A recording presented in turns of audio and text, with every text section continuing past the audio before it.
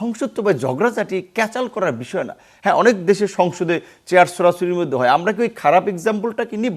আপনার দলের সাধারণ সম্পাদক ছিলেন রাশেদ খান, আপনিও নির্বাচন করেছেন, তিনিও নির্বাচন করেছে।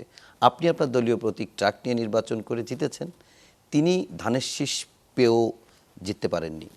সেই আলোচনায় আমরা যেতে চাই না। তিনি কি এখন বিএনপি করবেন নাকি আপনার গণ অধিকার করবেন? প্রথমত রাশেদ খান ধানের শীষ নিয়ে নির্বাচন করেছিলেন, সেটা আমি দলের সভাপতি আমাদের সিনিয়র কয়েকজন নেতার সাথে আলাপ আলোচনা করেই করেছেন। কারণ আমরা চিন্তা করেছিলাম তাকে একটা নতুন আসনে দেওয়া হচ্ছিল, তারা যেন জিততে পারে এইটুকু আপনারা চাচ্ছেন। সে আপনার সদর থেকে ওই কালীগঞ্জের আসনে গিয়েছিলেন, ওইটা বিএনপির ঘাঁটি মূলত। তখন আমরা চিন্তা করেছি যে যেহেতু আমাদের বিএনপির সাথে অ্যালায়েন্সই এবং বিএনপির সাথে আমাদের আপার হাউস গঠনের পোর্শন, নারীর সিট, এগুলো নিয়ে আলাপ আলোচনা হয়েছে, তো কাজেই ধানের শীষ নিয়ে নির্বাচন করুক, ট্রাক নিয়ে নির্বাচন করুক, এটা ম্যাটার না, সেটা আমরা তাকে সমর্থন দিয়েছি। আর আমি স্বাভাবিকভাবেই দলের প্রধান হয়ে আসলে আমিও যদি সেক্রেটারি দুজনই যদি নির্বাচন, তাহলে তো দলের এটা ক্রেডিবিলিটি থাকে না, বা নেতা কর্মীদের কাছে এটা বিরোধী। দলীয় প্রধান তো করেছে, অনেকটা করেছে, কিন্তু আমি আগেই বলেছি যে না, আমি আমার মার্কা নিয়ে করবো, আমি সেটা নিয়ে করেছি। আপনি করেননি, সাকিব ভাই করেন নাই, সাইফুল হক ভাই করেন। হ্যাঁ, এখন রাশেদ খান যোগাযোগ আছে আমাদের সাথে, যেহেতু ওই সময় সে ধানের শীষ নিয়ে নির্বাচন করার কারণে যেটা রুল ছিল যে বিএনপির সদস্য পদ নিয়েই করেছেন, তো সেই কারণে আমরা একজন ভারপ্রাপ্ত সাধারণ সম্পাদক দিয়েছি আমাদের সিনিয়র সাধারণ সম্পাদক হাসান মামুনকে। এখন রাশেদ খান যদি গণ অধিকার পরিষদে আসতে চায়, আমরা ওয়েলকাম করব, কারণ রাশেদ খান আজকে হয়েছে, এটা গণ অধিকার পরিষদের অনেক শ্রম রয়েছে রাশেদ খান একজন ব্যক্তিকে তৈরি করতে। আজকে সে জাতীয় পর্যায়ে পরিচিত, মিডিয়ায় পরিচিত, আমি যে পরিচিতি, এখানে তো অনেক কর্মীদের শ্রম রয়েছে।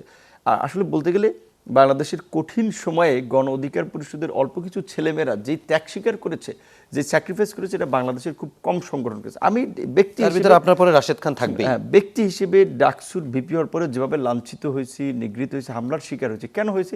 আমার কোনো ব্যক্তিগত ইন্টারেস্ট ছিল? আমি কি এটা ব্যবসা বাণিজ্য করতে গিয়ে, আমার পরিবারের প্রপার্টি রক্ষা করতে গিয়ে হামলার শিকার হয়েছে? আমি ফেসিবাদের বিরুদ্ধে কথা বলতে গিয়ে, গণমানুষের অধিকার কথা বলতে গিয়ে, ভোটের অধিকারের কথা বলতে গিয়ে, আজকে জামাত জাতীয় সংসদের বিরোধী দল, এই জামাত ওপেন রাজনীতি করতে পারছে আওয়ামী লীগের আমলে, কিংবা বিএনপির নেতাকর্মীরা দেখেছেন আপনার, যেটা অনেক তো পত্রপত্রিকায় নিউজ হয়েছে, কবরস্থানে ঘুমিয়েছে, ধান খেতে, পাট খেতে। তো এই যে আমরা যে একটা অবর্ণনীয় কষ্টের মধ্যে ছিলাম ফেসিবাদের সময়, এই ফেসিবাদ থেকে জাতিকে মুক্তির জন্য লড়াই করেছে, এদেরই কেউ কেউ তো এখন আপনার শত্রু হয়ে গেছে, বিশেষ করে জুলাই সনদ বাস্তবায়ন নিয়ে আলাদা প্ল্যাটফর্মে চলে যাওয়ার কারণে। এখন এখানে রাজনীতিতে ভিন্ন ধরনের মতপথ থাকে, তবে আমি ব্যক্তিগতভাবে মনে করি যে আমাদের একটা শিষ্টাচার রীতিনীতির মধ্যে থাকা উচিত। যেমন ধরেন প্রথম দিন সংসদে ওয়াকআউটের ঘটনা, আপনি এটা সমালোচনা করেছেন, গণতান্ত্রিক একটা রীতি হতে পারে, আপনি পছন্দ করেন ওকে, আপনি বলে যে আমরা এই সিদ্ধান্তে নাই, আমরা এটা সমর্থন করছি না, আমরা ওয়াকআউট করছি। সংসদ বা ঝগড়াঝাটি ক্যাচাল করার বিষয় না। হ্যাঁ, অনেক দেশের সংসদে চেয়ার ছোড়াছুড়ির মধ্যে হয়। আমরা কি ওই খারাপ এক্সাম্পলটা কি নিব? আমরা ভালো কিছু তৈরি করতে পারি না? আমরা তো বলছি এখন সব জুলাইয়ের পক্ষের শক্তি, রাষ্ট্রপতির ভাষণ পছন্দ হয়নি, সংসদে প্ল্যাকার্ড শো করা এটা শিষ্টাচার, স্পিকার বলেছেন আমাদের, যদিও আমাদের অনেকে নতুন সংসদে তো চেয়ার ছোড়ার ইতিহাসও আছে বিশ্বের বিভিন্ন দেশে, বাংলাদেশে আছে, কিন্তু আমরা কেন খারাপ এক্সাম্পলটা নেব? কিন্তু কথা হচ্ছে যে প্ল্যাকার্ডের থেকেও বড় ছিল জাতীয় পতাকার ইস্যুটা, মানে আপনার চোখে কোনটা বড়? এখন দুটোই আমি দেখব। ধরেন আপনি তো খেয়াল রাখবেন, স্বাভাবিকভাবে তো শিষ্টাচার অনুযায়ী প্রেসিডেন্ট ঢুকলেই জাতীয় সঙ্গীত বেজে যায়, সময় যে যেখানে আছে আমরা দাঁড়িয়ে তো ওইদিকে মনোযোগ দিচ্ছি, তো আমাদের বিরোধী যারা তারা তো খেয়াল রাখবেন। এখন আমরা আচ্ছা ধরেন এই প্ল্যাকার্ড হইচই হলো, একটা পত্রপত্রিকা টেলিভিশন নিউজ হয়েছে, রাষ্ট্রপতিকে চলে গেছে পরের দিন, চলে যায়নি।